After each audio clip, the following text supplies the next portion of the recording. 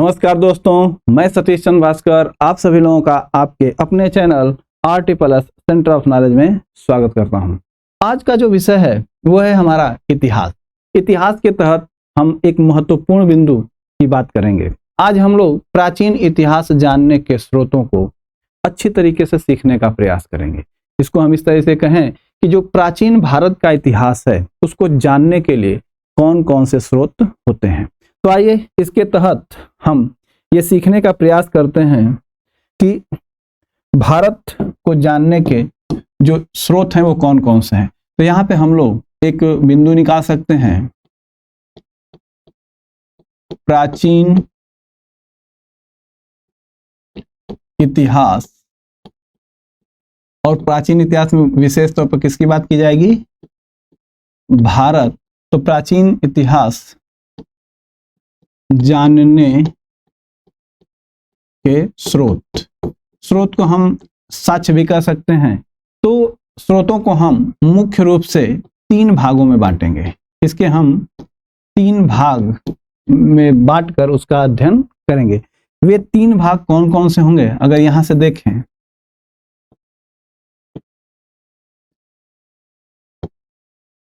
तो जो हम लोगों का पहला भाग होगा वो होगा पुरातात्विक स्रोत।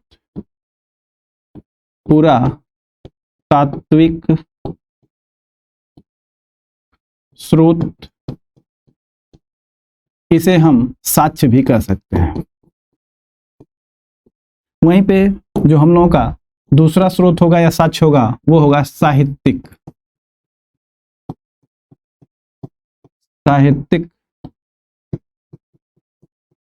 स्रोत या साक्ष्य। वहीं पे जो तीसरा होगा वो होगा आपका विदेशी यात्रियों के विवरण। विदेशी यात्रियों के विवरण। अब हम देखें कि जो पुरातात्विक स्रोत होते हैं उनमें हम किन किन चीजों को रखकर अध्ययन करेंगे।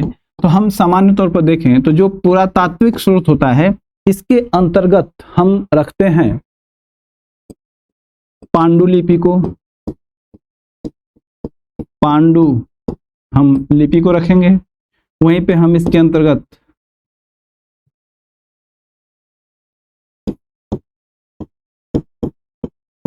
पांडुलिपि। दूसरा जो पुरातात्विक स्रोत होगा वो होगा आपका अभिलेख।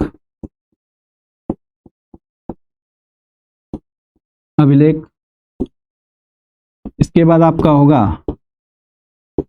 मुद्राएं, या जिसको कि हम सिक्के कहेंगे तो सिक्के या सिक्का। वहीं पर हम लोग स्मारक, भवन, और एक होगा हम लोगों का मूर्तियां, चित्रकला। इस तरीके से देखें तो जो हमारे पुरातात्विक स्रोत होंगे पांडुलिपि, अभिलेख, मुद्राएं, स्मारक, मूर्तियां, चित्रकला और भवन। वहीं पे अगर हम साहित्यिक स्रोत की बात करें तो साहित्यिक स्रोत के अंतर्गत हम सामान्य तौर पर रखने का प्रयास करेंगे। आप रखेंगे धार्मिक ग्रंथ को रख सकते हैं। अगर हम धार्मिक ग्रंथों की बात करें तो जो धार्मिक ग्रंथ होंगे इन्हें हम सामान्य तौर पर देखें तो 2 भागों में बांट देंगे, या ये कहें कि धार्मिक साहित्य कहें तो और अच्छा रहेगा यहाँ पे। तो यहाँ पे हम धार्मिक साहित्य की बात करेंगे। और जो धार्मिक साहित्य होता है इसे हम सामान्य तौर पर देखें तो 2 भागों में बांटेंगे। एक होगा आपका ब्राह्मण साहित्य,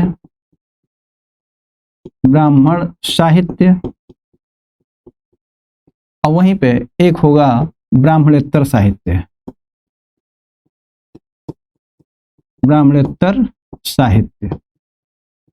अगर हम बात करें जो आपके ब्राह्मण साहित्य होंगे इसके अंतर्गत सामान्यतः वेद, पुराण, महाभारत, रामायण को रखेंगे। और ब्राह्मणेतर साहित्य के अंतर्गत सामान्य तौर पर देखें तो जैन धर्म, बौद्ध धर्म के जो भी ग्रंथ हैं उनकी बातें की जाएगी। वहीं पे हम धार्मिक साहित्य के बाद एक होगा आपका लौकिक साहित्य।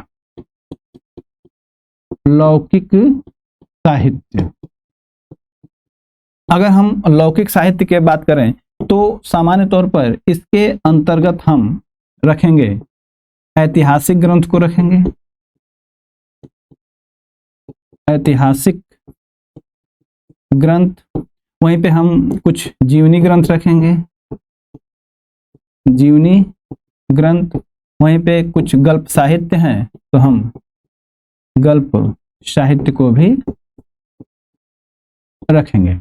इस तरीके से देखें तो जो साहित्यिक स्रोत हैं उन्हें हम मुख्य रूप से दो भागों में बांटेंगे, एक धार्मिक साहित्य और एक लौकिक साहित्य। वहीं पे हम विदेशी यात्रियों के विवरण की अगर बात करें तो जो विदेशी यात्रियों के विवरण होंगे इन्हें हम सामान्यतः देखें तो तीन भागों में बांटकर अध्ययन करेंगे। ये कहें कि तीन तरह के विदेशी यात्रियों की बात की जाएगी। यहाँ पे तीन तरह के विदेशी यात्रियों में देखें तो एक होंगे आपके यूनानी रोमन लेखक होंगे, वहीं पे जो होंगे हमारे चीनी लेखक होंगे, चीनी लेखक, और कुछ अरबी लेखक होंगे, अरबी लेखक। इस तरीके से देखें तो हम प्राचीन इतिहास जो कि भारत के सामान्य बात करें तो हम उसको जानने के स्रोतों या साक्ष्यों को हम तीन भागों में बांटेंगे।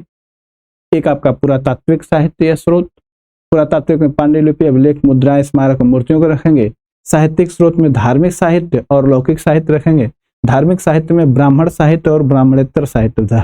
ब्राह्मण साहित्य में आपके वेद, पुराण, उपनिषद, महाभारत, रामायण आदि चीजों को रखेंगे। वहीं ब्राह्मणेतर साहित्य में हम जैन धर्म और बौद्ध धर्म को रखेंगे, और लौकिक साहित्य में ऐतिहासिक ग्रंथ, जीवनी ग्रंथ और गल्प साहित्य को रखेंगे। वहीं पे विदेशी यात्रियों के विवरण में कुछ प्रमुख विदेशी यात्री जो है जैसे यूनानी रोमन लेखक होंगे उनको हम लोग सीखेंगे, चीनी लेखक को सीखेंगे और अरबी लेखक को। आइए हम लोग सबसे पहले पुरातात्विक स्रोत या साक्ष्य को सीखने का प्रयास करते हैं। तो यहाँ पे हम सबसे पहले ये देखें कि जो आपके पुरातात्विक स्रोत हैं, और इस पुरातात्विक स्रोत को हम साक्ष्य भी कहते हैं। तो इसके अंतर्गत हम सबसे पहले ये सीखने का प्रयास करेंगे कि आखिर सबसे इंपॉर्टेंट पुरातात्विक स्रोत में जो आता है उसमें जो सबसे पहली बात आती है वो है आपके पांडुलिपि। पांडुलिपि, आपसे पूछा जा सकता है कि पांडुलिपि क्या है। अगर हम पांडुलिपि की बात करें तो यहाँ पे देखें कि जो पांडुलिपि है इसे अंग्रेजी में सामान्य तौर पर इसे अंग्रेजी में हम मैन्युस्क्रिप्ट कहते हैं। अंग्रेजी में इसे मैन्युस्क्रिप्ट कहते हैं। और यह जो मैन्युस्क्रिप्ट शब्द होता है यह लैटिन भाषा के मेन्यू से बना है। तो यहाँ पे मैन्युस्क्रिप्ट से बना है।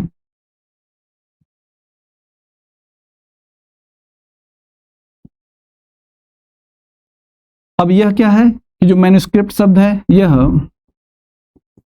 लैटिन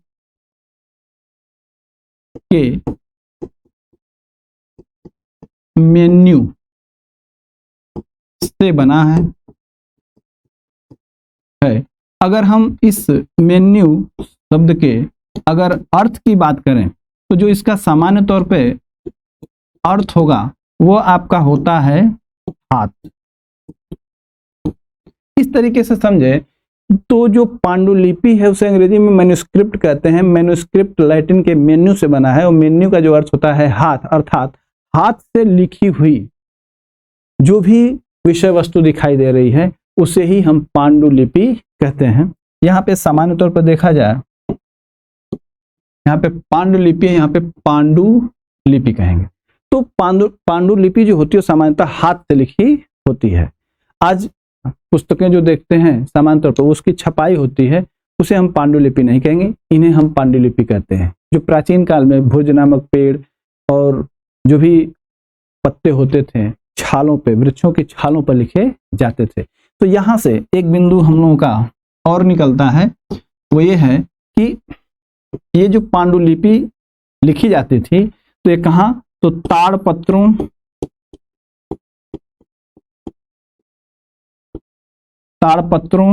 अथवा भोजपत्रों, ताड़पत्रों अथवा भोजपत्रों अर्थात भुर्ज नामक पेड़ की छाल के बने होते थे, छाल के बने होते थे। वहीं पे अगर देखा जाए तो जो ये पांडुलिपि जिस पर लिखी जाती थी वे ताड़पत्रों या भोजपत्रों पर लिखी जाती थी। ये जो ताड़पत्र या भोजपत्र की बात की जा रही है तो सामान्यतः ये कहाँ पाए जाते थे उस समय, तो वहां पे अगर देखा जाए आज के समय में जब इसकी खुदाई हुई तो यह आपका मंदिरों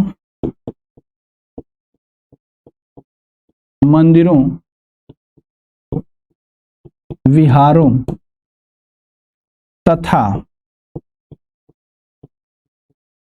अन्य स्थानों से प्राप्त हुई हैं। और अगर हम बात करें कि इस पर जो पांडुलिपि बनाई गई, जो पांडुलिपि है इसकी जो लिपि या ये कहें कि भाषा इसकी कैसी थी, तो यहाँ पे कहें भाषा की बात करें तो इस पर कौन सी भाषा का प्रयोग किया गया है, तो सामान्य तौर पर देखा जाए तो यहाँ पे संस्कृत,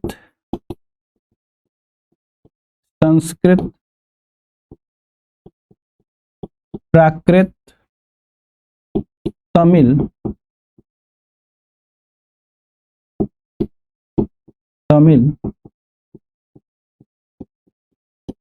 आदि भाषाओं का प्रयोग किया गया। तो हम लोगों ने देखा कि जो पांडुलिपि होती है उसके बाद हम अभिलेखों की बात करेंगे, मुद्राएं, सिक्के, स्मारक और मूर्तियों की। तो यहाँ पे हम लोगों ने देखा कि जो पांडुलिपि है उसके बाद अब हम लोग कुछ अभिलेखों की बात करते हैं।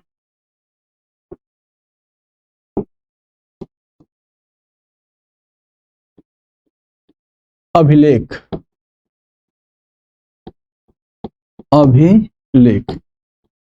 आइए सामान्य तौर पर देखें कि अभिलेख क्या होते हैं।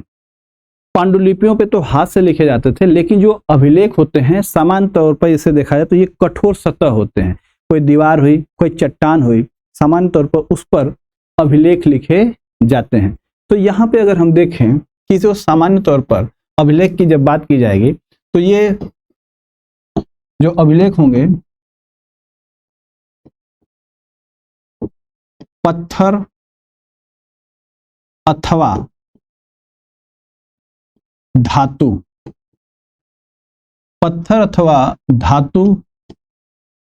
दीवारों अर्थात कठोर सतहों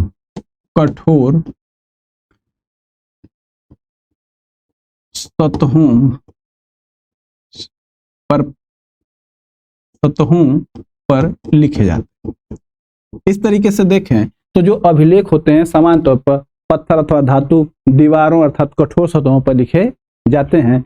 अगर हम बात करें कि सबसे प्राचीन जो अभिलेख हैं वो कहाँ प्राप्त हुए हैं, तो एक बिंदु हम यहाँ पे समझ सकते हैं, सबसे प्राचीन अभिलेख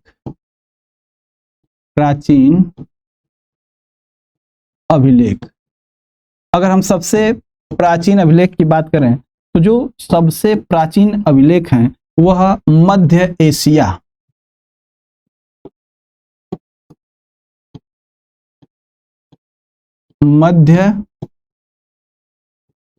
एशिया में प्राप्त किए गए हैं। और मध्य एशिया के बोगज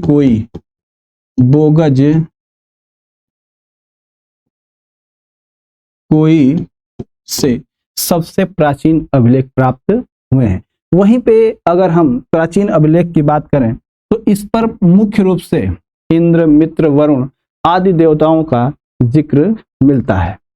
तो यहाँ पे देखें तो इस पर सबसे प्राचीन अभिलेख पर बात करें तो यहाँ पे कहेंगे जिस पर इंद्र, मित्र, वरुण और नासत्य के चित्र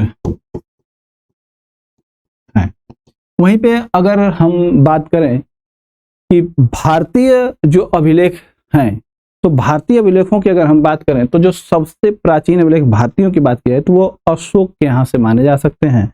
तो यहाँ पे एक हम लोगों का महत्वपूर्ण बिंदु निकलता है कि भारतीय प्राचीन अभिलेख, भारतीय प्राचीन अभिलेख की अगर बात करें तो जो सबसे प्राचीन भारतीय अभिलेख हैं वो देखा जाए तो अशोक के हैं। सम्राट अशोक के भारतीय प्राचीन अभिलेख मिलते हैं। अगर हम इन अभिलेखों की महत्वपूर्ण बातों की बात करें तो जो अशोक के अभिलेख हैं ये 300 ईस्वी पूर्व लिखे गए थे। ये कहें कि 300 ईस्वी पूर्व के ये अभिलेख अशोक के पाए जाते हैं और यह भारत के पहले शासक थे जिन्होंने अभिलेख जारी किया था। यहीं पे अगर हम देखें कि जो ये अभिलेख हैं इसकी जो भाषा है, तो जो भाषा थी इसकी वो प्राकृत भाषा व देवनागरी लिपि जो थी, ब्राह्मी लिपि जिसको कहते हैं देवनागरी लिपि ब्राह्मी थी। वहीं पे अगर हम देखें कि जो अशोक के अभिलेख हैं, इन अभिलेखों की बात की जाए तो उत्तर पश्चिम में जो अभिलेख पाए गए हैं वह खरोष्ठी लिपि में लिखे गए हैं। और यह जो खरोष्ठी लिपि के अभिलेख हैं ये सामान्यतः देखा जाए तो दाएं से बाईं ओर चलते हैं। सामान्य तौर पर हम लोग लिख रहे हैं बाएं से दाएं, लेकिन जो खरोष्ठी लिपि होती है ये दाएं से बाएं चलती है। तो यहाँ पे देखा जाए कि जो अशोक के अभिलेख हैं उसमें अगर देखा जाए तो उत्तर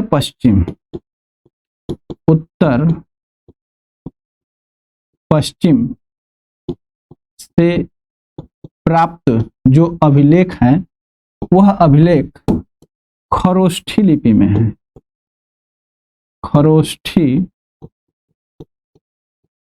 लिपि में है और यह जो खरोष्ठी लिपि होती है सामान्य तौर पर देखा जाए तो यह फारसी की तरह दाएं से बाएं चलती है। तो यहाँ पे लिख सकते हैं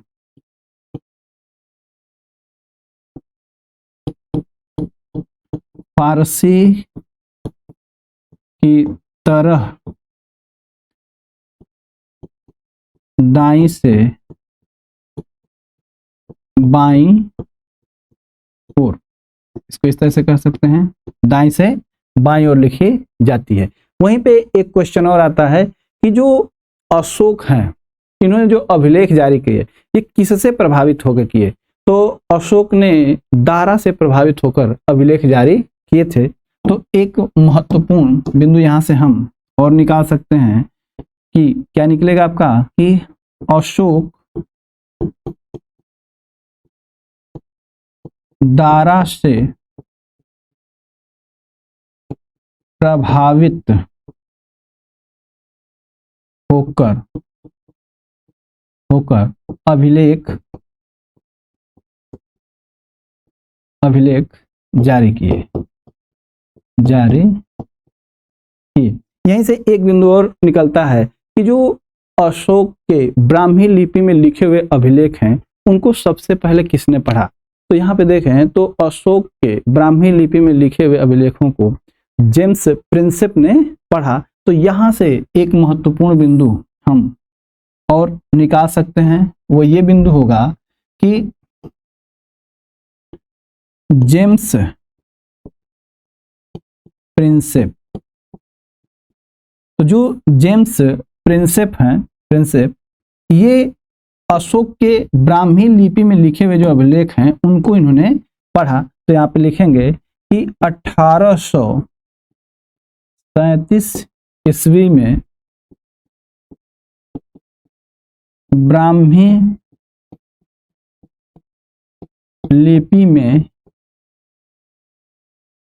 लिपि के अभिलेखों को पढ़ा। तो यहां से क्वेश्चन आपके कई निकल के आते हैं। इस तरीके से देखें कि जो अभिलेख हैं, सामान्य तौर पर जो अभिलेख होते हैं वो कठोर सतहों पे या धातुओं पर लिखे जाते हैं। तो ये अभिलेख वहां पाए जाते हैं। और जो सबसे प्राचीन अभिलेख है वो मध्य एशिया के बोगज कोई से प्राप्त हुआ है।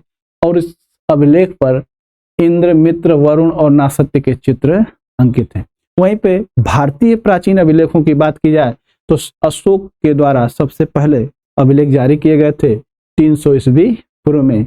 और यह जो अभिलेख हैं ये प्राकृत भाषा व देवनागरी लिपि में लिखे गए हैं।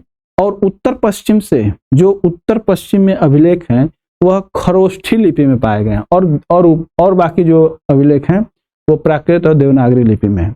वहीं पे जो खरोष्ठी लिपि होती है ये फारसी की तरह दाएं से बाएं चलती है। और एक क्वेश्चन आता है कि जो अभिलेख जारी किया गया है अशोक के द्वारा किससे प्रभावित होकर, तो वो दारा से प्रभावित होकर।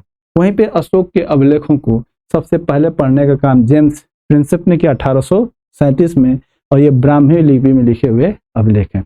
आइए कुछ महत्वपूर्ण अभिलेख और उनके शासकों से संबंधित जो महत्वपूर्ण तथ्य उनको सीखते हैं। आइए देखते हैं कि कुछ प्रमुख जो शासक हैं उन्होंने जो अभिलेख जारी किए हैं वो कहाँ से प्राप्त हुए हैं। तो हाथी गुम्बा अभिलेख, जो हाथी गुम्बा अभिलेख है ये कलिंग राजा खारवेल के द्वारा जारी किया गया था। और एक महत्वपूर्ण बिंदु ये है कि भारत का भारतवर्ष जो उल्लेख होता है वह सबसे पहले हाथी गुम्बा अभिलेख में ही मिले थे। वहीं पे जूनागढ़ का जो अभिलेख है वह रुद्र दामन के द्वारा जारी किया गया। वहीं पे नासिक के जो अभिलेख प्राप्त हुए हैं वो गौतमी बाल श्री के द्वारा। वहीं पे प्रयाग स्तंभ जो है अभिलेख यह समुद्रगुप्त के द्वारा। वहीं पे ऐहोल अभिलेख पुलकेशिन द्वितीय के द्वारा जारी किया गया। वहीं पे मंदसौर का जो अभिलेख है यह शासक मालवा नरेश यशोवर्मन के द्वारा जारी किया गया था। वहीं ग्वालियर का जो अभिलेख है यह प्रतिहार नरेश भोज के द्वारा जारी किया गया। वहीं पे जो एक अभिलेख है भीतरी व जूनागढ़ अभिलेख स्कंद गुप्त के द्वारा। और वहीं पे देवपाड़ा का जो अभिलेख है वह विजय सेन के द्वारा जारी किया गया। इस तरीके से कुछ जो ये महत्वपूर्ण अभिलेख हैं और उनके शासक, इसे आप अच्छी तरीके से याद कर लीजिएगा क्योंकि यहाँ से आपके क्वेश्चन बनते हैं। तो हम लोगों ने अभी अभिलेख को सीखा। आइए अब सीखते हैं कुछ सिक्कों के बारे में। तो अगर हम देखें कि जो सिक्का है ये क्या आपको जानकारी देता है। तो अगर हम सिक्का के बारे में बात करें तो यहां से एक महत्वपूर्ण बिंदु बनता है कि जो सिक्का है इस सिक्का का अध्ययन क्या कहलाता है। आपसे अक्सर पूछा जाता है कि जो सिक्कों का अध्ययन किया जाता है उसे क्या कहते हैं। तो सिक्का का अध्ययन कहलाता है क्या कहलाता है। तो वो कहलाता है मुद्रा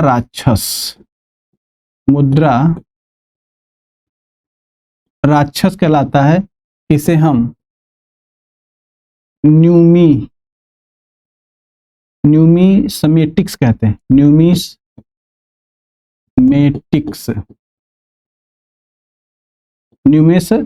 कहते हैं। इस तरीके से देखें कि आपसे पहला क्वेश्चन यही बनता है कि सिक्कों का अध्ययन क्या कहलाता है। तो सिक्कों का अध्ययन मुद्रा राक्षस कहलाता है। अगर हम देखें कि जो सिक्के हैं इनके निर्माण की बात की जाए तो जो सिक्का है उनका निर्माण किससे किससे होता है। तो जो सिक्कों का निर्माण है वो सामान्यतः देखा जाए तो सोना,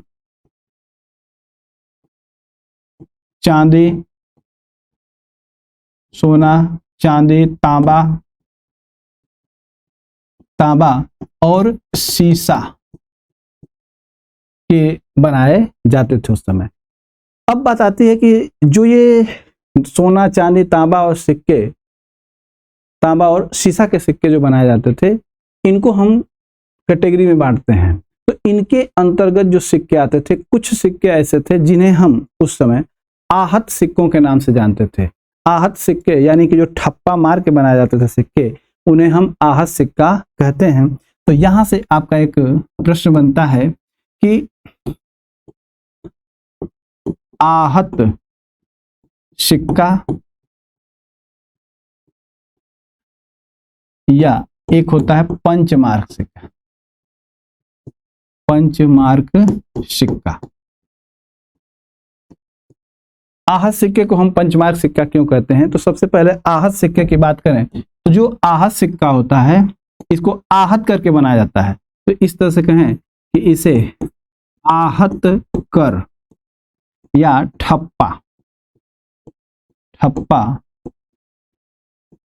मारकर बनाया जाता है, बनाया जाता था। इस तरह, इसलिए इसे हम आहत सिक्का कहते हैं। वहीं पे पंचमार्क सिक्का क्यों कहते हैं? पंचमार्क सिक्का इसलिए कहते हैं क्योंकि इस पर पेड़, मछली, हाथी, सांड और अर्धचंद्र के चित्र बने हुए हैं। इस तरीके से देखें तो जो सिक्का है उसे आहत सिक्का या पंचमार्क सिक्का कहते हैं। आहत सिक्का क्यों कहते हैं? क्योंकि यह ठप्पा मार के बनाए जाते थे। और पंचमार्क इसलिए कहते हैं क्योंकि यहाँ पे पेड़, मछली, हाथी, सांड और अर्धचंद्र के चित्र मारे जाते थे, ठप्पे से बनाए जाते थे, उन्हें हम पंचमार्क सिक्का भी कहते हैं। इसके बाद अगर हम देखें कि कुछ लेख सिक्के भी हैं, तो लेख सिक्के, तो लेख सिक्के किसने जारी किया? तो यहाँ पे एक महत्वपूर्ण बिंदु निकलता है कि लेख सिक्के हिंद यूनानी यानी कि यमन शासक, तो हिंद यूनानी शासकों ने शुरू किया, शासकों ने शुरू किया। इस तरीके से क्वेश्चन आता है कि जो लेख वाले सिक्के हैं उन्होंने किन लोगों ने जारी किया या शुरू किया? तो कहते हैं हिंद यूनानी शासकों यानी कि यमन शासकों ने इसे शुरू किया। वहीं पे एक प्रश्न और आता है या महत्वपूर्ण बिंदु बनता है कि सर्वाधिक सिक्के किसके शासनकाल में जारी किए गए? तो यहाँ पे देखें तो यहाँ पे लिख सकते हैं कि सर्वाधिक सिक्के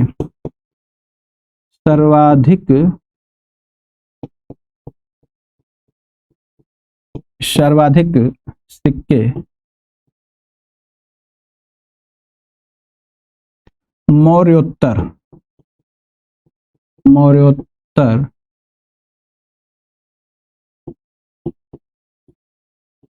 काल में जारी किए गए थे। और ये जो मौर्योत्तर काल में जारी किए गए थे सिक्के, इनकी अगर हम बात करें तो इनमें कौन कौन से सिक्के थे? अगर इसे देखा जाए तो मौर्योत्तर काल में जो जारी किए गए सिक्के थे उनमें था आपका सीसा, तांबा, चांदी और सोना का सिक्का। अगर इससे एक प्रश्न देखा जाए तो सबसे महत्वपूर्ण जो बिंदु यहां से एक निकलता है कि सीसा का सिक्का किसने जारी किया? तो यहाँ पे हम लिखेंगे कि सातवाहन जो शासक हुआ करते थे वो सीसा का सिक्का जारी किया। तो पूछता है क्वेश्चन कि सीसा का सिक्का किसने जारी किया? तो सातवाहन शासकों ने। तो यहाँ पे लिखेंगे सातवाहन शासकों ने सीसा का सिक्का जारी किया। वहीं पे सोना का जो सिक्के की बात आती है तो सोना का सिक्का गुप्त शासकों ने, गुप्त शासक के द्वारा सोना का सिक्का जारी किया गया। वहीं पे अगर पूछा जाए कि किस शासक को सिक्कों पर वीणा बजाते हुए दिखाया गया है, तो इसका आंसर है कि समुद्रगुप्त को सिक्कों पर वीणा बजाते हुए दिखाया गया है। तो यहां से एक बिंदु हम और निकाल सकते हैं, वो यहां पे आप लिख सकते हैं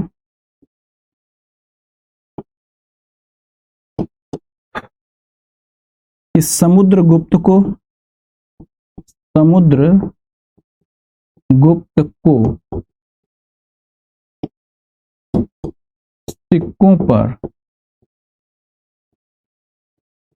सिक्कों पर वीणा बजाते हुए दिखाया गया है। इस तरीके से देखें तो जो सिक्का होता है उससे जो महत्वपूर्ण बिंदु आपको निकलते हैं वो ये निकलता है कि सिक्कों का अध्ययन क्या कहलाता है। तो सिक्कों का अध्ययन मुद्रा राक्षस कहलाता है और इनका निर्माण सोना, चांदी और तांबा और शीशा से होता है। वहीं पे इन्हें हम एक आहत सिक्के भी कहते हैं। तो जो आहत सिक्के होते हैं वो ठप्पा मार के बनाए जाते हैं और इन्हें हम पंचमार्क सिक्का भी कहते हैं, क्योंकि पेड़, मछली, हाथी, सांड और अर्धचंद्र के चित्र बने होते हैं। वहीं पर लेख वाले सिक्के हिंद यूनानी शासकों ने जारी किया और सर्वाधिक सिक्के मौर्योत्तर काल में जारी किए गए। ये जो सिक्के शीशा, तांबा, चांदी, सोना के होते थे, उनमें अगर देखा जाए तो शीशा का सिक्का सातवाहन शासकों ने और सोना का सिक्का गुप्त शासकों ने जारी किया। वहीं पे एक महत्वपूर्ण बिंदु है कि समुद्रगुप्त को सिक्कों पर वीणा बजाते हुए दिखाया गया। इस तरीके से अब हम अगला जो आप साक्ष्य की बात करें तो मूर्तियों की बात की जाएगी। तो मूर्तियां, अगर हम मूर्तियों की बात करें तो जो मूर्तियां होती हैं, अगर इसके बारे में देखें तो इनका जो निर्माण प्रारंभ होता है